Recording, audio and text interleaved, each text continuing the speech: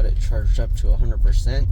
As you can see, you have that little green icon at the bottom of the 3 showing that reduced braking, and the dots are halfway across the white bar. Let's see if I let go. Oh, it still charges a tiny bit. Okay, so it'll just slow a lot less.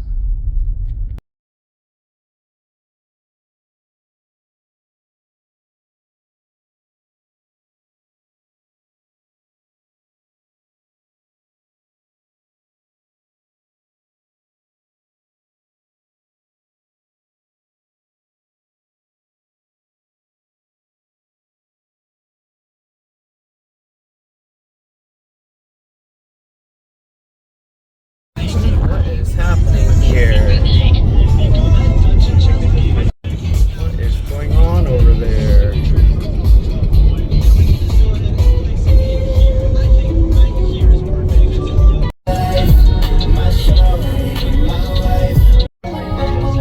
We're stuck. Not going anywhere. Look how they use their shade thingies. They use their shade thing as a handle. They should get these shower thingies that they're gonna break their visor off.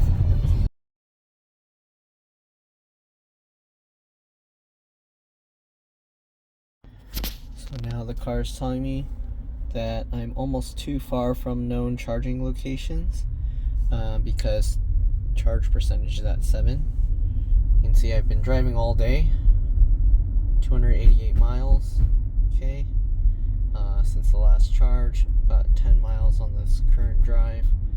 I don't know if I should drive more. I don't really want to drain. It's not good for the batteries to drain that far, but you can see there's 7% remaining, and that also, like, while the car was parked, it was draining some percentage. It probably drained like 1 or 2% every 2-3 hours or so. When you do the Sentry mode as well, it kind of drains the power, so keep that in mind if you're trying to get like the most range out of your car as possible. You might want to turn the Sentry mode off if you plan to park it and then let it sit for a little bit, because otherwise it'll drain. I think it drains like 1% every like 2-3 hours, something like that.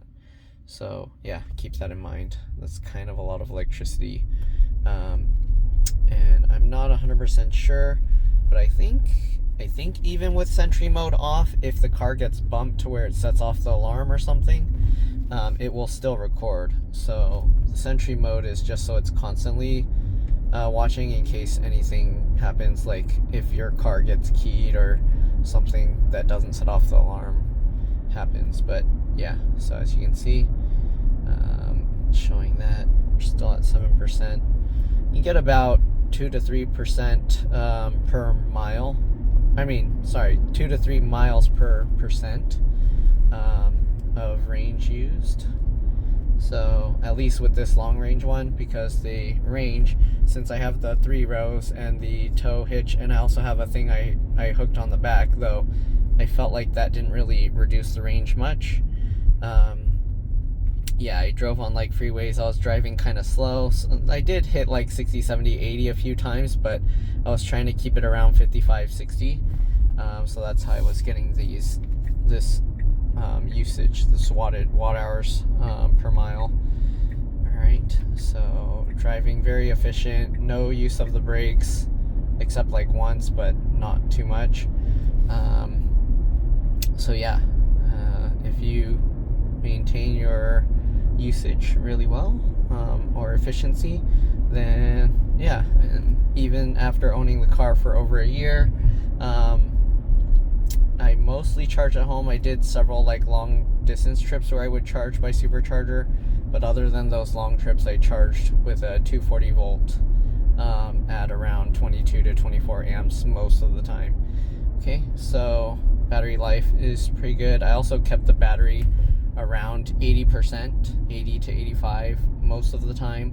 So battery degradation, pretty good. I didn't get too much like loss of range, I feel, especially with how much driving I already did. 21,000 miles on the car.